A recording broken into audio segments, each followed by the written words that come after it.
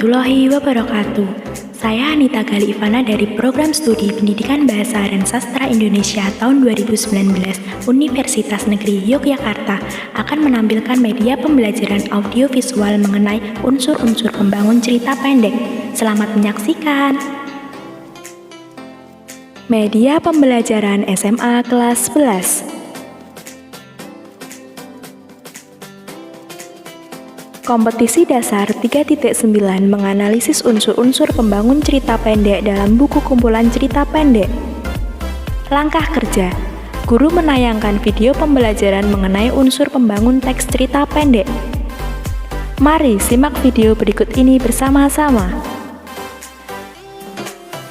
Tahukah kalian apa itu cerpen? Cerpen ialah cerita atau kisah pendek dengan jumlah kata kurang dari 10.000 dengan memberikan kesan tunggal dan ceritanya berpusat pada salah satu tokoh. Nah, perlu kalian ketahui apa aja sih unsur pembangun cerpen itu?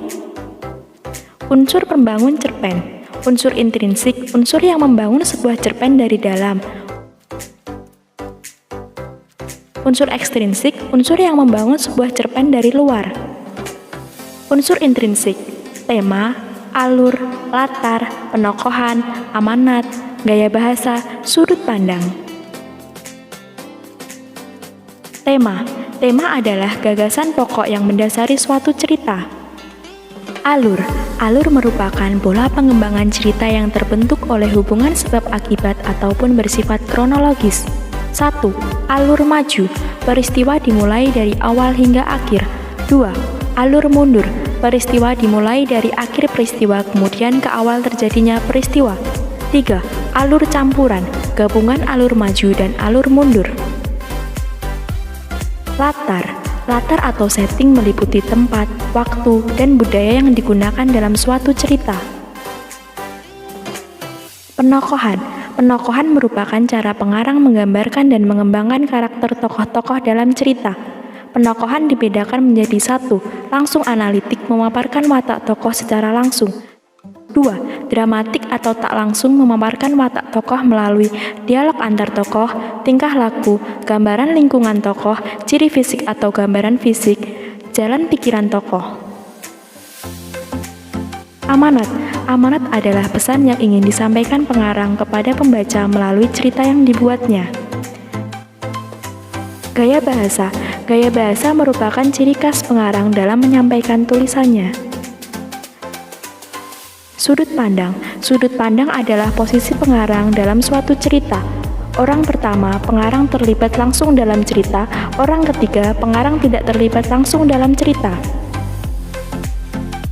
Unsur ekstrinsik. 1. Latar belakang masyarakat. 2. Latar belakang pengarang.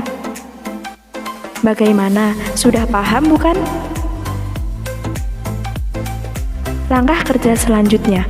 Pertama, siswa dibentuk ke dalam 7 kelompok yang nantinya akan diberikan sebuah lembar kerja siswa berupa kertas asturo. Kedua, masing-masing kelompok diminta untuk menganalisis unsur pembangun cerita pendek dengan judul yang berbeda dari sebuah buku kumpulan cerita pendek berjudul Kereta Tidur. Ketiga, masing-masing kelompok berdiskusi dan menganalisis unsur pembangun cerpen sesuai judul yang mereka dapatkan dari hasil undian. Setelah selesai diskusi, perwakilan dari masing-masing kelompok mempresentasikan hasil kerjanya.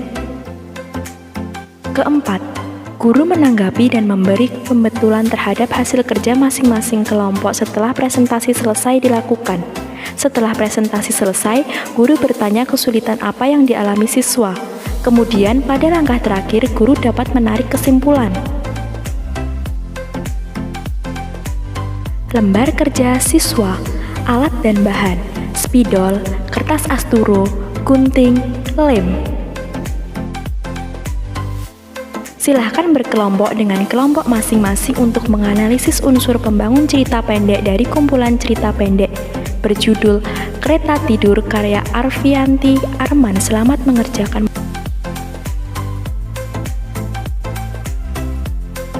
Ini adalah materi pembelajaran unsur pembangun cerpen. Ada tema, alur, gaya bahasa, sudut pandang, latar, penokohan, dan amanat. Nah, dari unsur ekstrinsiknya sendiri ada latar belakang masyarakat dan ada latar belakang pengarang. Selamat mengerjakan tugasnya. Ini bisa menjadi salah satu referensi kalian untuk mengerjakan tugasnya. Semangat ya!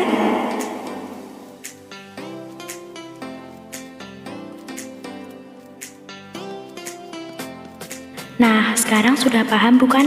Video tersebut ialah media pembelajaran audiovisual mengenai unsur-unsur pembangun cerita pendek. Semoga bisa bermanfaat ya, dan jangan lupa untuk mengerjakan tugasnya.